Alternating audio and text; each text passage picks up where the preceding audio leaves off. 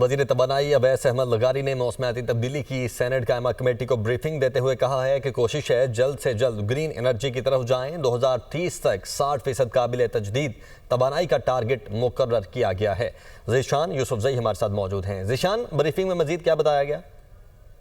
دیکھیں، یہ اس کمیٹی میں جو بریفنگ دی گئی ہے وہ ٹوٹلی اس پر تھی کہ جو ماحولیات ہے اس کو پاک کیا جائے، اور اس کی ایک بڑی وجہ یہ بتائی جا رہی ہے کہ جو ویکلز ہیں ان کے جو گیسز ایمیشنز ہیں تو اس کی وجہ سے وہ آلودگی پھیلاتے ہیں۔ تو بتایا گیا کہ 2030 تک پاکستان کے پاس جو ٹارگٹ ہے وہ یہی ہے کہ 30% جو گاڑیاں ہیں وہ الیکٹرک ویکلز پر ہی منتقل ہو جائے۔ اس کے ساتھ ساتھ بریفنگ میں بتایا گیا، اس بریفنگ میں اویس لغاری بھی آئے تھے، ان کی جانب سے بتایا گیا کہ ہم جو ایسے پاور پلانٹس ہیں کچھ 2000 میگا واٹ سے زائد کے جو ماحول دوست نہیں ہے تو ہم انہیں بھی بند کر رہے ہیں، لیکن یہ بات جو ہے ابھی بڑی انیشیل سٹیجز پہ، لہٰذا ہم آگے جو ہے اس پر ڈیسیجن کریں گے۔ تو یہ بریفنگ دی گئی ہے اور بتایا گیا، اور اگلے بریفنگ کے لیے بھی ہدایت جاری کی گئی اگلے اجلاس کے لیے کہ اس پر ایک کمبائن جو کلائمیٹ چینج کی منسٹری ہے، جو انڈسٹریز کی منسٹری ہے، جو وزارت توانائی ہے، یہ کمبائن ہو کے ایک پریزنٹیشن تیار کرے تاکہ ان سب کو جو ہے